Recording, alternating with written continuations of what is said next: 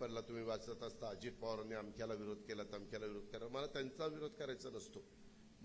आपल्या राज्याची आर्थिक शिस्त बिघडू नये म्हणून मी माझी भूमिका तिथं मांडत असतो. द्यायचं म्हणलं तर किती दिलं तर लोकांना कमीच आहे. आज तुम्हाला माहिती आहे, तुम्हाला कोणाला पटणार नाही, आम्ही ज्या काही योजना दिलेल्या आहेत, मी आता पहिल्यांदा तुम्हाला सांगतो, मी कालच देवेंद्रजींना बोललो, आम्ही दोघं विमानातनं इकडे येत होतो पुण्याला हरी झेंडी दाखवण्याच्या करता. कोल्हापूर पुणे वंदे भारत ट्रेन सुरू केली त्याच्याकरता. आज माझ्या अल्प किंवा अत्यल्प उदारक शेतकऱ्याला जवळपास वर्षाला आम्ही 50,000 रुपयाच्या पेक्षा जास्तीची रक्कम देतो. टाळ्या वाजू नका, कशी ती लक्षात घ्या. 12,000 रुपये शेतकरी म्हणून त्याला नमोचे 6 आणि आमचे 6 12,000 रुपये मिळतात. माझी लाडकी बहीण योजना ह्यामध्ये 2 जण असले तर 18 दुने 36,000 रुपये मिळतात.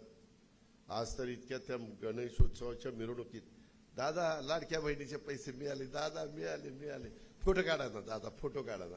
म्हणजे इतक्या त्यांच्या चेहऱ्यावर आनंद. गोरगरीब घरातल्या महिला आणि चांगल्या महिलांना पण मिळाले. म्हणजे सगळ्यात चांगल्या महिला आहेत, चांगल्या घरातल्या, आर्थिक परिस्थितीने चांगल्या असलेल्या.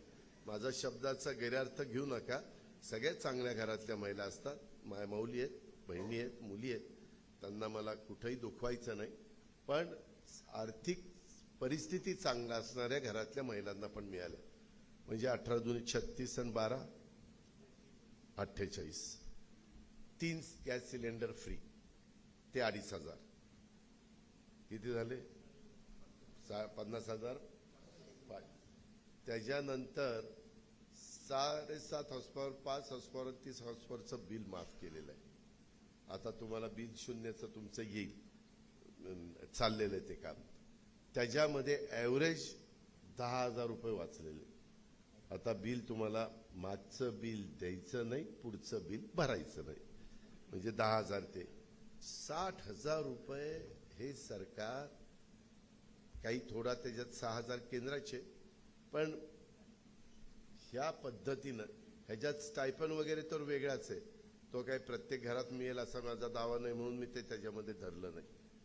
पण हे आणि त्याच्यात तो जर दुधाचा धंदा करत असेल तर त्याच्या दुधाला 5 रुपये लिटरला जास्त अनुदान, म्हणजे ते ॲडिशनल. म्हणजे नाही, ते मुलीचं शिक्षण ते वेगळं, ते काही मी शेतकऱ्याला नाही, ते सगळ्यांनाच आहे ज्याचं आर्थिक उत्पन्न कमी आहे. आणि 80 कोटी जनतेला मोफत धान्य, ते मोफत धान्य पण मी सोडून देतो कारण सगळ्या शेतकऱ्यांना मिळत नसेल. पण आज विचार करा, शेतकरी जरी तो नसला तर जवळपास त्याच्या घरात आज 50,000 रुपये ह्यानं त्या मार्गाने. कशाला म्हणतात 50,000? आमची लोक चेष्टा करतात, हे कशाला चुनाव जुमला आहे, अमका आहे तमका आहे फलान आहे. आम्हाला एक समाधान आहे, आमची माय माऊली समाधानी आहे, आमची मुलगी समाधानी आहे, आमची बहीण समाधानी आहे. त्या गोष्टीचं समाधान आम्हाला आहे. आणि मला तर खूप दिवस हे वीज बिल माफ करायचं होतं, ते मी ठरवलेलं होतं, ते केलं. परंतु अजून कधी कधी दादा 7.5चं केलं, मग आमचं 10चं आहे ना.